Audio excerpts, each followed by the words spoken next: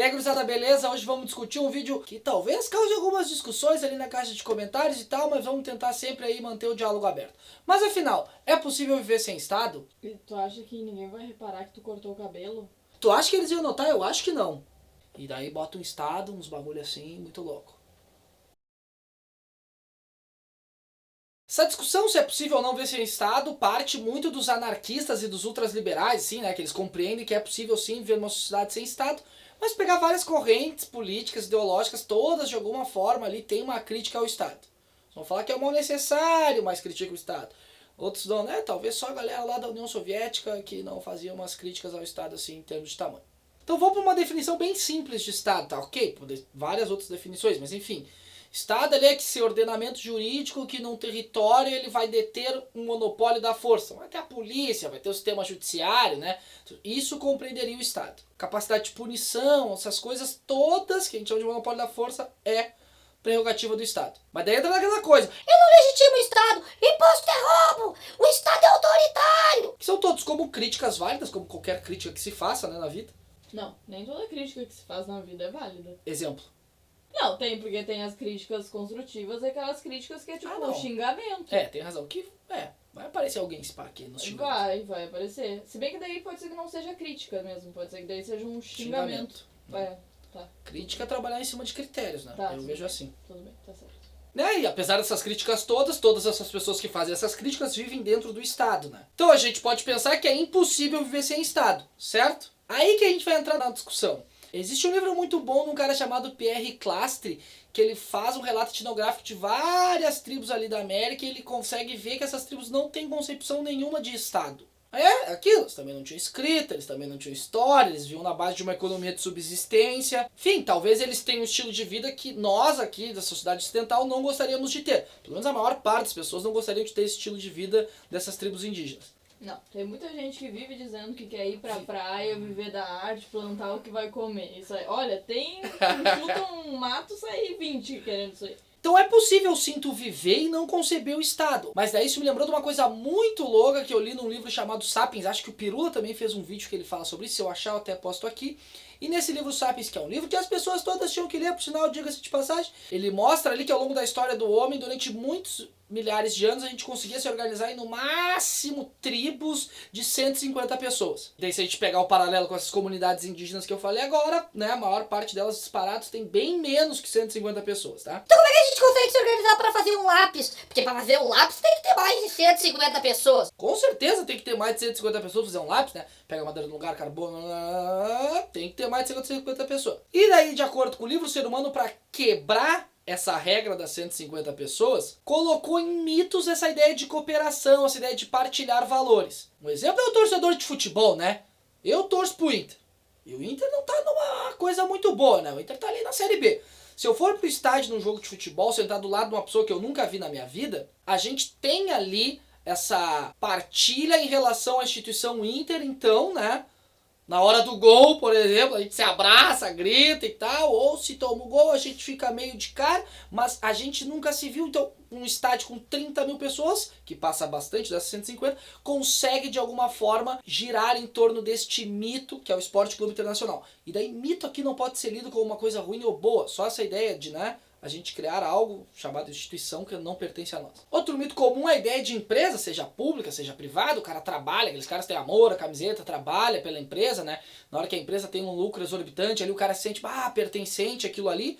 Ou o cara mesmo fazendo crítica à empresa, tanto pública quanto privada, o cara se sente pertencente. Então essa ideia de mito é para criar muito essa lógica dessa engrenagem que faz parte de alguma coisa maior. E veja só, de acordo com o livro, outro mito criado é a ideia de Estado moderno. De acordo com o livro, esse é um dos motivos que faz que a gente consiga se organizar em grupos bem maiores de 150 pessoas. Então beleza, a gente já viu que é possível viver sem Estado, mas daí surge uma dúvida importante. É possível a gente viver sem Estado da forma como nós vivemos hoje? Daí a gente tem uma das alegações ali dos ultraliberais é que a Islândia em algum momento foi o eu nem sei pronunciar, Ancapistão, que foi uma das primeiras sociedades anarcocapitalistas que teve no mundo e tal. Então a organização dela ali, política, ela não funcionava com poder central, realmente não tinha um poder central que coordenava tudo. Ela era organizada por clãs e tal, ou pequenos grupos, e à medida que ia surgindo problemas, né, esses grupos tentavam resolver, se não conseguiu, ia para uma escala maior, ia para uma escala maior, ia para uma escala maior, ia para uma escala maior. Então a lógica de poder ali saía de baixo para cima.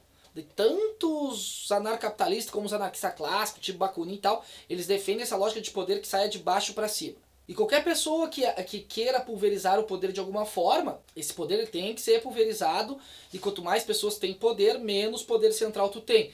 A democracia, de alguma forma, tenta fazer isso, separando os três poderes e tal, para não centralizar tudo num indivíduo só ou num grupo. Então, viu? A gente teve a primeira sociedade anarcapitalista do mundo. Ancrapistão vive, chora petralhas. Apesar de achar interessante essa forma de organização, inclusive pretendo ler mais sobre isso, aquilo ali não era anarcocapitalismo ou ultraliberalismo por um simples motivo. Não existia capitalismo na época. Até quando acabou essa sociedade islandesa, e lá por 1200 e pouco, a gente não existia o conceito de capitalismo. Então falar que existia capitalismo nessa época é cometer uma coisa que a galera das ciências humanas, principalmente o pessoal da história, chama de anacronismo.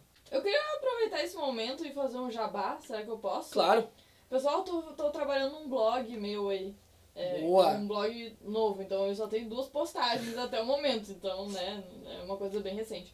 E que se chama Anacrônicas. Ana com 2 N's, porque meu nome é Ana. Eu vou colocar nas referências ali. Eu acho que ele não vai, então eu tô deixando bem detalhado aqui. Agora o Renan falou em anacronismo, eu me lembrei, se vocês quiserem lá dar uma olhada, né, sei lá, daqui a alguns dias, daqui a alguns meses, quando tiver mais conteúdo, sintam-se à vontade. Então, anacronismo é eu pegar conceitos que não eram daquela época e aplicar naquela época. E tem um exemplo clássico dos Flintstones, né? Que eles usavam tudo que a sociedade moderna tinha numa época que não poderia usar. Mas a gente também faz isso com conceitos. Eu não posso pegar o conceito de capitalismo, que ele vem bem depois daquela época. Uns definem que ali é o mercantilismo, é o protocapitalismo, ou uns falam que o capitalismo surge ali na Revolução Industrial. Eu não posso pegar esse conceito e colocar lá numa época bem anterior. Tem um vídeo absurdamente interessante, queria que todos vocês vissem, se possível. É o vídeo do Leitura Obriga História, que é um canal muito bom, que ele fala sobre anacronismo, ele trabalha melhor esse conceito. Então vejam aquele vídeo depois para vocês terem uma ideia melhor sobre o que é isso. E só para curiosidade, essa sociedade islandesa ela acaba acabando, depois se curvando para o rei da Noruega, né? Que triste fim para quem defende a liberdade se curvar para um rei, né? Que bagulho filosófico, né? Então esse mesmo livro do Pierre, ele também traz um conceito chamado poder político, que seria algo natural do ser humano. Então nessas tribos que ele analisou ali, as pessoas detinham esse poder político, seja porque era a pessoa mais velha da tribo, a pessoa mais experiente, o cara que mais ganhava batalhas, né? De alguma forma aquela hierarquia natural acontecia nesses grupos, tipo aquela ideia de macho-alfa. Então a gente teria uma hierarquia natural, mas não muito dentro daquela lógica do que eu mando, tu obedece. Nessas comunidades que ele analisou, ela é muito mais ali na base da negociação. Já na nossa sociedade, a hierarquia funciona dentro da lógica de quem tem mais poder. Não interessa de onde vem o poder, tipo, ele tem mais poder e também funciona muito mais aquela lógica do eu mando, tu obedece. A gente tem um exemplo clássico disso que seria o exército, né? Então talvez a pergunta que a gente deveria fazer sobre essa ideia de viver sem Estado é a seguinte. Sabendo que a gente não consegue se organizar em larga escala se a gente não tiver um mito, leia-se alguma instituição, algo que de alguma forma as pessoas sentem-se pertencidas, será que o capitalismo ele vai conseguir superar a ideia do mito-estado e fazer com que todas as pessoas colaborem?